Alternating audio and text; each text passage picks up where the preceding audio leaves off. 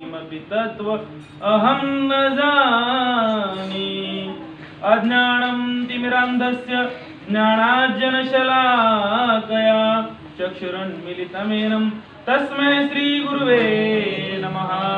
तस्मै श्रीगुरुवे नमः। श्री गोपाल कृष्ण महाराज की जय। जय जय चक्रधरा, जय जय चक्रधरा, जय जय चक्रधरा, जय जय चक्रधरा। नागदेव वरदातारा, नागदेव दातारा, जय जय चक्रधरा,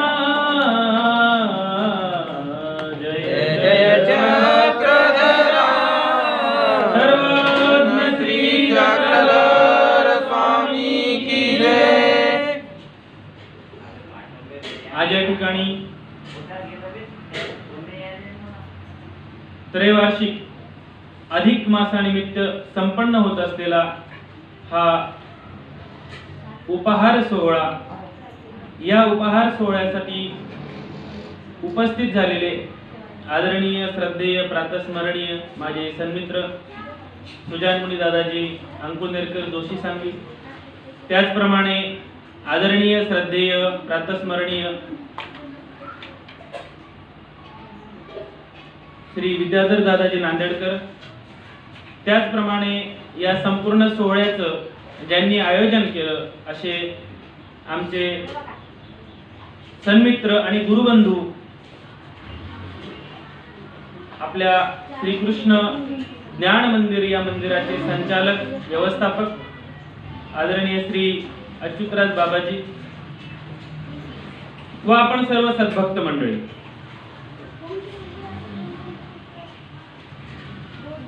त्रैवार्षिक संपन्न होत असलेला हा सोहळा गेल्या अनेक दिवसांपासून आपल्या गावातले जे संस्कार जर बघितले तर त्यावरून लक्षात येतं की आपल्याला साधू संतांचा चांगल्या प्रकारे सहवास आहे। काल परवा एक 2-4-8 दिवसाखाली मी या ठिकाणी येऊन गेलो, तर आल्यानंतर अगदी लहान लहान मुलांनी सुद्धा दंडवत करावा, मोठ्या कौतुकाची गोष्ट आहे बघा। बरीच गावं अशी आहेत की ज्या ठिकाणी मोठी मोठी माणसं, जाणती माणसं साधू दिसल्यानंतर दंडवत करण्याची त्यांची भावना नाही, परंतु या ठिकाणी जर बघितलं तर मला खूप कौतुक वाटलं। आमच्या प्रभाकर भाऊचा आमचा विषय झाला की लहान लहान मुलांना सुद्धा हे संस्कार आहेत आणि सुद्धा आम्ही सांगून जमत नसतात या गोष्टी, तर या तुम्ही सुद्धा केल्या पाहिजेत, तुम्ही करतायत म्हणून हे सर्व होतंय। तुमचे संस्कार आहेत हे तुम्ही तुमच्या मुलांना तुम्ही जडणघडण करतायत आणि म्हणून त्यात दादांचा खूप मोठा स्नेहाचा वाटा आहे। सर्वज्ञ श्री चक्रधर प्रभूंनी एक सुंदर असं सूत्र सांगितलं। सर्वज्ञ श्री चक्रधर प्रभूंचा मुक्काम श्री क्षेत्र पैठण या ठिकाणी होता आणि पैठणला असताना सारंग पंडित नावाचे एक ब्राह्मण स्वामींच्या दर्शनासाठी आले, भेटीसाठी आले आणि स्वामींना त्यांनी दुपारच्या भोजनाचा दंडवत घातला। भोजनाचा दंडवत घातल्यानंतर स्वामींनी त्यांना होकार दिला, स्वयंपाकाची तयारी सुरू झाली आणि आता सर्व सद्भक्त मंडळी समवेत स्वामी निघाले। कडक उन्हाळ्याचे दिवस होते आणि असं असताना स्वामी रामनाथाच्या त्या देवळाजवळ येऊन थांबले। तिथे आल्यानंतर स्वामी सारंग पंडितांना म्हणतात की भट्टो, तुम्ही एक काम करा, तुम्ही घरी जा आणि घरी गेल्यानंतर पत्नीला विचारा स्वयंपाक झाला की नाही, स्वयंपाकाची तयारी झाली की नाही ते बघून या, आम्ही थांबतो तोपर्यंत। आणि स्वामी आता त्या रामनाथाच्या त्या आवारामध्ये थांबले। त्या ठिकाणी थांबल्यानंतर महादाईसांनी बघितलं स्वामींचे श्री चरण धुळीने माखलेले आहेत। त्यांनी बघितलं आजूबाजूला कुठे पाणी मिळतंय का, कडक उन्हाळ्याचे दिवस आहेत. स्वामी आता त्या ठिकाणी विराजमान झाले, त्या ओट्यावर बसलेत आणि ते गळतीचं पाणी तिला दिसलं. तो तांब्या तिने आणला आणि स्वामींचे श्री चरण धुतले. परंतु धुताना तिने काय केलं, ते पाणी खाली वाया जाऊ दिलं नाही. ते पाणी त्या श्री चरण धुतलेल्या पवित्र पाण्याचं तिने चरणोदक घेतलं. सोबत दादोस होते, दादोसांनी हा सर्व प्रकार बघितला. सर्व भक्त मंडळी होती, भक्त मंडळींनी हा सर्व प्रकार बघितला. दादोसांना मोठं वाईट वाटलं, परंतु बोलता काहीच आलं नाही. आता सारंग पंडित आले आणि सारंग पंडितांनी विचारलं की म्हटले जीजी, स्वयंपाकाची तयारी झालेली आहे, आपण भोजनासाठी चलावे. सर्वज्ञ श्री चक्रधर प्रभू आता भोजनासाठी सारंग पंडितांच्या घरी गेले. सर्व सद्भक्त मंडळी सारंग पंडितांच्या घरी गेली आणि घरी गेल्यानंतर भोजन झाली. सर्वांची भोजनं आटोपली. सर्वज्ञ श्री चक्रधर प्रभू गणपत मठामध्ये परत आले आणि पिंपळ मठाला महादाईचा मुक्कामी होती. त्या ठिकाणी रामदेव म्हणजे दादोस ही सुद्धा त्याच ठिकाणी मुक्कामी होते. दादोस परत आले. परत आल्यानंतर दादोस बसलेले होते. महादाईसा थोड्या वेळाने आली आणि महादाईसाकडे बघितलं. महादाईसांकडे बघितल्यानंतर दादोस महादाईसांना म्हणतात, रूपाबाई स्नान केले का? रूपाबाई स्नान केले का? महादाईसा म्हणते, का स्नान का करावं? अहो म्हटलं, तुम्ही ब्राह्मण, तुम्ही गुरुवारचं पाणी केलात, मग स्नान करायला नको का?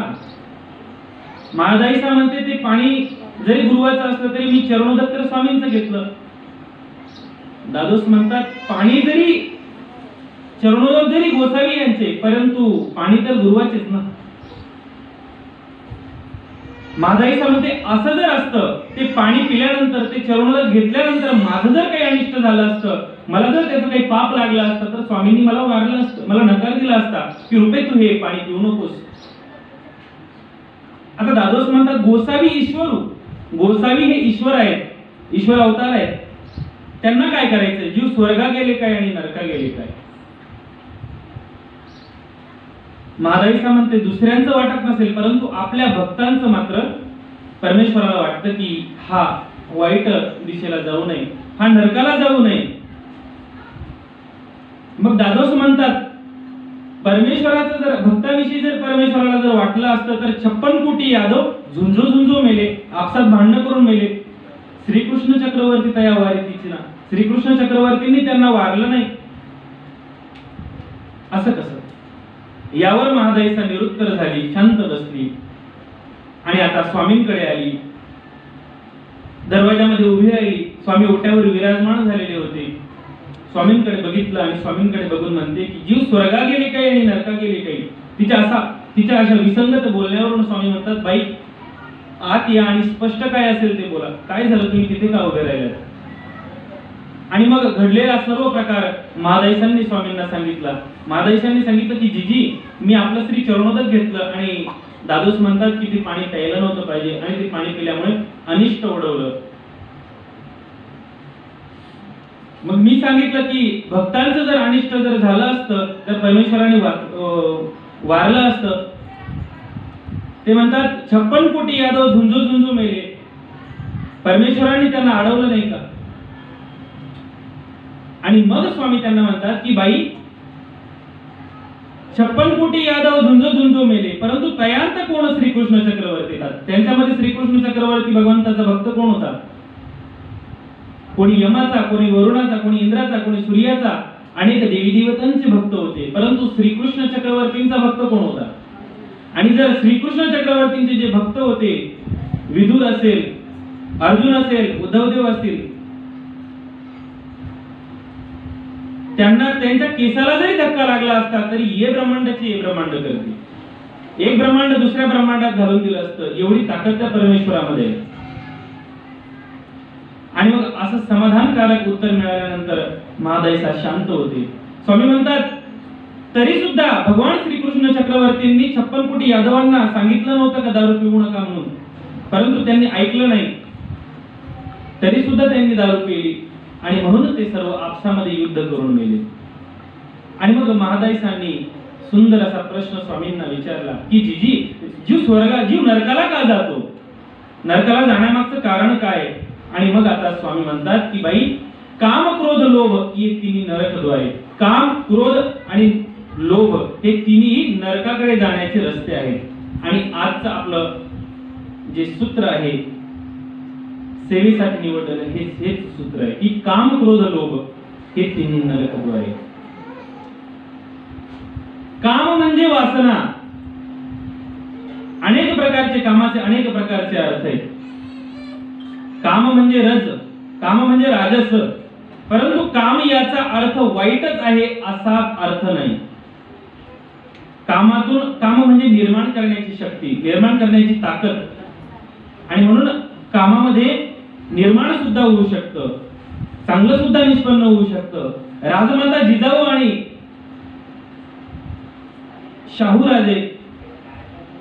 शहाजीराजे यांच्या पोटी जन्माला आलेले छत्रपती शिवाजी महाराज हे सात्विक रजोगुणाचं फळ आहे. मग रज हा वाईट आहे असं कसं म्हणता येईल? अनेक प्रकारचे गुण आहेत, त्याच्यातले 3 मुख्य गुण राजस, तामस आणि सात्विक. तर हा जो रजगुण आहे, कानाला संगीत आवडतं आणि म्हणून कान संगीताच्या माध्यमातून ओढवले जातात. या संतांनी त्या कामाला, त्या रजाला आपलं गुलाम बनवलं. टाळ मृदुंग विना हे आपल्याला वाईट दिशेने नेण्याचा प्रयत्न करतात, परंतु यांनी त्यालाच आपलं गुलाम बनवून त्यालाच भक्ती मार्गाकडे लावलं आणि त्याच्याच माध्यमातून आपल्या भक्तीची वाढ केली. म्हणून काम म्हणजे वाईट असा अर्थ कदापि होऊ शकत नाही. परंतु जर वाईट अर्थाने जर घेतलं, त्या भावनेने जर घेतलं, विकार भावनेने जर घेतलं, तर काम मात्र वाईटच आहे. मग संत म्हणतात की कामातुराणाम न भयम न लज्जा. कामातूर जो मनुष्य असतो त्याला भयही नसते आणि लाजही नसते. संतांनी सांगितलंय की इंद्रा पडले भग, चंद्र झाला काळा, नारद चुकला चाळा भजनाचा. इंद्रा पडले भग, इंद्राला छिद्र पडले. चंद्र झाला काळा, चंद्र काळा झाला. कशामुळे? श्रापामुळे. इंद्राला गौतम ऋषींनी श्राप दिला, तुला छिद्र पडतील. का? कारण तो कामातूर झालेला होता. चंद्र झाला काळा, चंद्र काळा झाला श्रापामुळे.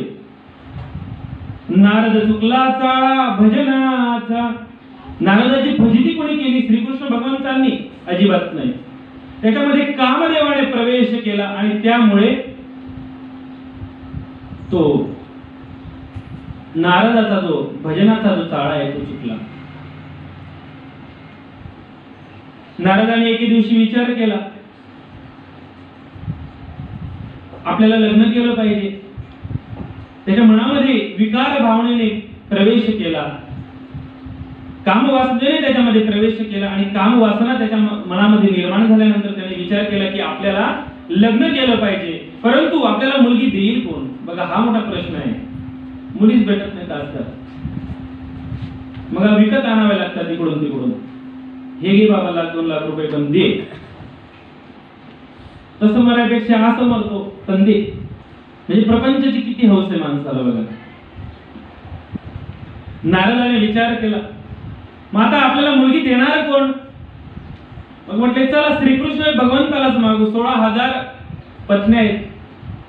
वारे वा नारद, म्हणजे दरोडा घालायचाच पण वेशीवरच.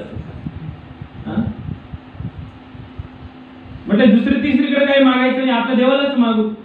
आणि आता नारायण नारायण करत त्या अवकाश मार्गे चालत असताना त्या द्वारका नगरीकडे तो आला. आणि द्वारका नगरीकडे आल्यानंतर, त्या द्वारकेमध्ये उतरल्यानंतर भगवान श्रीकृष्ण चक्रवर्ती महाराज त्या सोन्याच्या सिंहासनावर विराजमान झालेले होते, आरूढ झाले होते. भगवंतांना प्रणाम केला आणि प्रणाम केल्यानंतर भगवंतांकडे मागणी केली. कशी मागणी केली? देवा, तुला 16,000 बायका आणि आम्ही तुझे भक्त बिगर बायकोचे बोंबलं फिरतो, असं गावंडोळ्यासारखं म्हटला का तो? देवा, तुला 16,000 बायका आहेत आणि आम्ही मात्र तुझे भक्त बिगर बायकोचे बोंबलं फिरतो, असं म्हटलं का तो? नाही. बघा, बोलण्याची पद्धत बघा. नारदांनी भगवंताला प्रणाम केला आणि प्रणाम केल्यानंतर नारदांनी विचारले की हे प्रभू, ही चराचर सृष्टी तू निर्माण केली, परंतु ही सर्व निर्माण केल्यानंतर सुद्धा तुला या प्रपंचाचा मोह का आहे, हाच प्रश्न मला पडलेला आहे. भगवंत म्हणतात, नारद अहो मला मोह कुठे, मी तर निर्मोही आहे. आणि मग नारदजी म्हणतात की जर असं जर असेल तर बघू, तुमच्या 16,000 पत्न्यांपैकी एखादी पत्नी मला तुम्ही, एखादी स्त्री तुम्ही मला देता का? तुम्हाला मोह नाही ना? तुम्हाला मोह नाही तर मग तुम्ही मला एक पत्नी द्या. भगवंत म्हणतात, जा, तुम्हाला ज्या महालामध्ये मी नसेल, ज्या ठिकाणी मी नसेल, ती पत्नी तुम्ही घेऊन जाऊ शकता. आता तरी नारदाला कळायला पाहिजे होतं की हा चराचर सृष्टीमध्ये अव्यक्त स्वरूपाने व्यापलेला आहे. भगवंत कुठे नाही असं नाही, प्रत्येक ठिकाणी भगवंत आहेच आहे. परंतु हे कळण्यासाठी डोकं ठिकाणावर असलं पाहिजे. म्हणतात ना, विनाश काले विपरीत बुद्धी. ज्यावेळेस माणसाचा विनाश काळ जवळ येतो ना, त्यावेळेस विपरीत बुद्धी माणसाला येत असते. आणि असं असताना आता नारदजी निघाले. नारदजी पहिल्या महालात गेले. बघितलं तर त्या ठिकाणी श्रीकृष्ण भगवंत भोजन करत होते आणि एक पत्नी त्यांची ती त्यांना वाढत होती. दुसऱ्या महालात गेले, त्या ठिकाणी बघितलं, त्या ठिकाणी निद्रा चालू होती. तिसऱ्या महालात गेले, तिसऱ्या ठिकाणी सारीपाठ चालू होता. चौथ्या महालात गेले, तिथे गप्पा चालू होत्या. पाचव्या महालात गेले, मस्करी चालू होती. प्रत्येक ठिकाणी काही ना काही चालूच होतं. सगळं काही सगळ्या ठिकाणी भगवंत होते. सकाळपासून आता हाच कार्यक्रम चालू होता, कारण ते काय तुमचं आमचं घर नव्हतं, ती श्रीकृष्ण भगवंतांची द्वारका होती. 16,000 राण्या होत्या. इथं एकीला सांभाळायचं नाकी नव घेतली. 16,000 पत्न्या, प्रत्येक पत्नीला 8-8 मुलं, एक मुलगी. त्यांना महिन्याचं राशन किती लागत असतं? त्या तुमच्या त्या बसलेल्या माणसाने किती लागत असत त्यांना? होता का त्यावेळेस शरद पवार तांदूळ? नारदाचा अवतार बदलून गेला. एखाद्या बहुरूप्यासारखा त्याचा अवतार झाला. चिपळ्यांचा नाद बंद झालेला आहे. नारद नारायण नारायण हा मंत्र सुद्धा बंद झालेला आहे. आणि आता एखाद्या पिशासारखा नारद त्या द्वारकेमध्ये फिरत होता. कशासाठी? तर पत्नी मिळवण्यासाठी. का? कारण की कामातूर झालेला आहे. कामातुराणांना भयम न लज्जा. आता हा नारद निघाला. पुढे बघितलं, शेवटचं घर राहिलं. शेवटच्या घरी गेल्यानंतर त्याच्या लक्षात आलं की अरे, इथं तर कुणीच नाही. इथं गेलं पाहिजे, इथं मागितलं पाहिजे, म्हटलं पाहिजे, इथे तरी मला पत्नी मिळेल.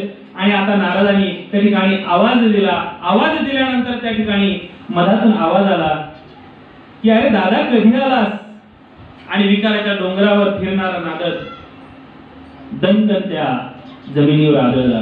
त्याच्या लक्षात आलं की अरे, कारण ते घर सत्यभामेचं होतं आणि सत्यभामा ही नारदाची मानलेली बहीण होती. नारदाच्या लक्षात आलं की बहिणीच्या घरी पापाच्या वासनेने आलो. डोळ्यातून अश्रू गळतायत. विचित्र अशा अवस्थेत नारद त्या ठिकाणाहून भगवंत श्री गोपालकृष्ण महाराजांकडे परत आला आणि भगवंताला विचारले की हे प्रभू, तुला मला पत्नी द्यायची नव्हती तर तू नाही सांगायचं ना, स्पष्ट नकार द्यायचा ना, मला बहिणीच्या घरी का पाठवलं? भगवंत म्हणतात की नारदजी, मी पाठवलं की तुम्ही पापाच्या वासनेने गेलात? विकार भावनेने तुम्ही गेलात की मी पाठवलं? आणि आता नारदाच्या लक्षात आलं. परंतु नारद आता म्हणतात की भगवंत, हे प्रभू, मला या पापाचं प्रायश्चित्त हवंय, मी काय करावं? नारद आता भगवंत त्या नारदाला सांगतात की तुम्ही आता एक काम करा, नदीमध्ये जा, स्नान करा आणि स्नान केल्यानंतर नरहरी असं म्हणा. नारद आता त्या नदीमध्ये गेला. नदीमध्ये गेल्यानंतर डुबकी मारली. डुबकी मारल्यानंतर नरहरी असं म्हटलं आणि नारदाची नाराजी झाली. नारदाची नाराजी झाली. संध्याकाळची वेळ झालेली होती. आधीच नारद दिसायला सुंदर आणि त्यात नाराजी झाल्यानंतर त्याच्या सौंदर्याला उधाण आलं. त्या ठिकाणी कपडे बाजूला काढून ठेवलेले होते. नदीतून वर आला, बघितलं इकडे तिकडे तर एक कोळी त्या ठिकाणी बसलेला होता. कोळ्याचं नारदीकडे लक्ष गेलं. नारदीकडे बघितल्यानंतर कोळ्याच्या मनात विचार आला की अरे, एवढी सुंदर जर आपल्याला पत्नी जर मिळाली तर जिंदगी बन जाय. एवढी सुंदर जर बायको भेटलं तर वा वा वा, सर्व भावकी म्हणजे आपलं नाव मोठं होईल, आहे का नाही? कारण त्याच्यासाठीच आज धडपड असतो ना, माझ्याकडे अशी गाडी असली पाहिजे, माझ्याकडे असा बंगला असला पाहिजे, माझ्याकडे असं असलं पाहिजे, माझी बायको सगळ्यात गोरी असली पाहिजे, सगळ्यात गोरी, तिला स्वयंपाक नका काय आहे ना, पण ती सगळ्यात गोरी असली पाहिजे. मग नारदाने विचार केला, त्या कोळ्याने नारदाकडे बघितलं, नारदाला बाहेर येता येईना, त्या नारदीला बाहेर येता येईना. नारदीने ते कपडे मागितले, नारदीने सांगितलं की तेवढे माझे कपडे द्या. त्या कोळ्याने सांगितलं की मी तुझे कपडे देतो, पण तुला माझ्याशी लग्न करावं लागेल. नारदीने विचार केला, बिना कपड्याचं बाहेर येण्यापेक्षा बरं आहे की याच्यासोबत लग्न केलेलं चांगलंय. म्हणून तिने होकार दिला आणि ते कपड्याला त्या कोळ्यानी त्या नारदीला दिले. कोळ्याचा आणि नारदीचा विवाह झाला, लग्न झालं. लग्न झाल्यानंतर त्या कोळ्यापासून नारदीला 60 मुलं झाली. किती मुलं झाली? 60. म्हणजे किती डझन झाली? 60 मुलं झाली. कालांतराने ती मुलंही मृत्यू पावली, कोळीही मृत्यू पावला. दुःखाचा बांध फुटलाय. अत्यंत दुःखी मनाने आता नारद पळतच भगवान गोपालकृष्ण, ते नारदी भगवान गोपालकृष्णांकडे पळत आली आणि भगवान गोपालकृष्णांना प्रार्थना केली की हे प्रभू, मला वाचवा, मला या प्रपंचातून सोडवा, मी अत्यंत दुःखी झालोय, प्रपंचाचं दुःख मला कळालेले. भगवंतांनी सांगितलं की म्हटलं तुमच्या पापाचं प्रायश्चित्त पूर्ण झालं, आता तुम्ही नदीमध्ये जा, स्नान करा आणि नरहरी असं म्हणा, म्हणजे तुम्हाला परत पुरुष देह मिळेल. नारदी आता त्या नदीमध्ये गेली, स्नान केलं, नरहरी असं म्हटलं आणि परत पुरुष देह मिळाला. भगवान गोपालकृष्णांना दंडवत केला आणि आपला टाळ मृदुंग ती विना घेऊन नारायण नारायण करत आकाश मार्गे निघून गेले. ही अशी अवस्था का झाली? कारण की विकाराची भावना त्यांच्यामध्ये निर्माण झाली होती. आणि म्हणूनच सर्वज्ञ श्री चक्रधर प्रभू म्हणतात की काम क्रोध लोभ येती नरकद्वारे. हा काम ज्यावेळेस माणसामध्ये संचारतो ना, त्याच वेळेला माणसाची ही अशी अवस्था होत असते, अशी अवस्था होत असते. म्हणून संतांनी याची दिशा बदलून टाकलेली आहे.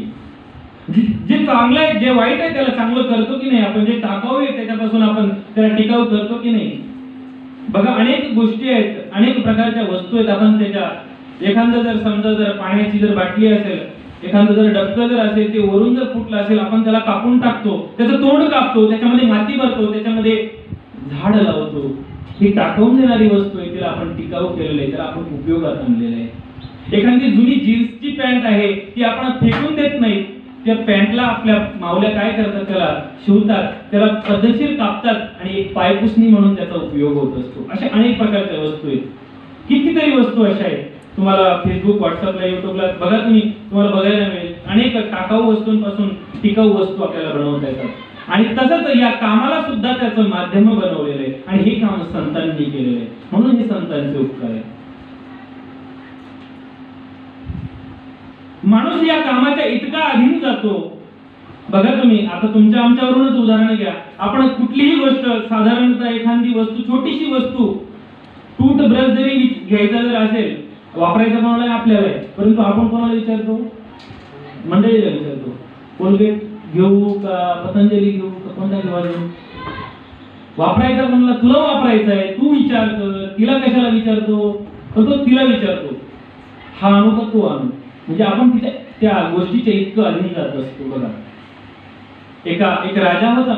त्या राजाने मनामध्ये विचार केला की आपल्याला कामावर विजय मिळवलेली माणसं आपल्याला शोधायचे. आपलं एवढं मोठं राज्य आहे आणि या एवढ्या मोठ्या राज्यामध्ये एक तरी माणूस असा सापडेल की जो कामावर विजय मिळवलेला आहे. आणि आता राजाने सांगितलं की आपल्या संपूर्ण राज्यामध्ये कुणीही एक माणसाने, कामावर विजय मिळवलेल्या माणसाने माझ्याकडे यावं आणि मी त्याची परीक्षा घेतली जाईल आणि परीक्षेत तो जर उत्तीर्ण झाला तर त्याला एक उमदा काठीवाडी घोडा आणि 500 सुवर्ण मुद्रा मी त्याला देईल. सगळ्या गावामध्ये ती दवंडी पिटवल्या गेली. दवंडीवाल्याने दवंडी दिली. आता एक मोठ्या पटांगणामध्ये, मोठ्या प्रांगणामध्ये हा जमाव त्या ठिकाणी गोळा झाला. गावातले सर्व लोक गोळा व्हायला लागले, राज्यातले लोक गोळा व्हायला लागले. उंच अशा आसनावर तो राजा विराजमान झाला, मंत्रिमंडळ विराजमान झालं, प्रधान विराजमान झाले आणि आता ती स्पर्धा सुरू झाली. राजाने सांगितलं की म्हटलं तुमच्यामध्ये तुमच्या सर्व लोकांमध्ये बायकोचं न ऐकणारे माणसं किती आहेत? त्यांनी माझ्या उजव्या बाजूला उभं राहा, आणि जे ऐकतात त्यांनी माझ्या डाव्या बाजूला उभं राहा. जे ऐकत नाहीत ते उजव्या बाजूला उभं राहिले, जे ऐकतात ते डाव्या बाजूला उभं राहिले. उजव्या बाजूला उभं राहणारी माणसं दोनच होती. एक हडकुळा माणूस होता, एक धष्टपुष्ट पैलवान होता. राजाला आनंद वाटला, बरं झालं दोन माणसं तरी आपल्या राज्यामध्ये आहेत. आणि आता त्या हडकुळ्या माणसाला राजाने विचारलं की म्हटलं तुम्ही तुमच्या बायकोचं ऐकत नाही का? म्हटले हो ऐकतो. म्हटलं मग तुम्ही या बाजूला का उभे राहिले? म्हणजे माझ्या पत्नीने सांगितलं की तुम्ही हडकुळे आहात, तुम्ही गर्दीमध्ये जाल, गर्दीमध्ये तुम्हाला कोणाचा तरी धक्का लागेल, धक्का लागल्यानंतर तुम्ही पडाल, तुम्हाला हॉस्पिटलमध्ये घेऊन जावं लागेल, तुमचा दवाखान्याचा खर्च करावा लागेल, तुमची सेवा मला करावी लागेल, म्हणून तुम्ही गर्दीच्या बाजूला उभे राहा. म्हणून मी इकडे उभे राहिलो. राजाच्या लक्षात आलं, एकाचा निकाल लागला. राजा म्हटले तुम्ही जाऊ शकता. एक बाकी होता, पैलवान होता. राजाने विचारलं म्हणजे तुम्ही तुमच्या पत्नीचं ऐकता की नाही ऐकत? ते म्हटले मी अजिबात कुणाचंच ऐकत नाही. म्हटले असं? म्हणे हो. म्हणे मी कुणाचंच काय ऐकत नाही, पत्नीचं तर सोडा, घरातल्या कोणाचंच काय ऐकत नाही. मला जे करायचं तुम्ही माझ्या स्वबुद्धीने करत असतो. आता राजाने सांगितलं की म्हटले आणा रे याला 500 सुवर्ण मुद्रा आणा आणि घोडा आणा. ते म्हटले थांबा थांबा थांबा महाराज. म्हटले काय झालं? म्हणे मला घोडा बघू द्या पहिले. म्हणे का? म्हणे घोड्याचा रंग कोणता आहे ते मला बघावं लागेल, कारण की मला परत पत्नीची किरकिर सुरू होईल. हा रंग नको, तो रंग बरा होता. राजा म्हटले तुला घोडा तर दूर, एक उंदराचं पिल्लू सुद्धा मिळणार आहे, समजा. म्हणजे कामातूर झालेला माणूस आहे तो, कामाचा वेगळा. सर्वज्ञ श्री चक्रधर प्रभू म्हणतात की जीव विकारा वेगळा केव्हाही करायचा नाही. जीव विकाराच्या वेगळा कधी होऊच शकत नाही. आणि म्हणून हा विकार जो आहे फक्त याची दिशा बदलवायची, त्याची गती, त्याची दिशा जी आहे त्याचा पालट आपल्याला करायचा आहे. मग पुढे चालून सर्वज्ञ श्री चक्रधर प्रभू म्हणतात की नुसता कामच वाईट नाहीये, क्रोध सुद्धा तसाच आहे. बघा एका माणसाला सवय होती, त्याला राग प्रचंड यायचा, प्रचंड राग यायचा. त्याला जर कुणी काही बोलत होतो ठेवूनच द्यायचा, प्रचंड राग यायचा.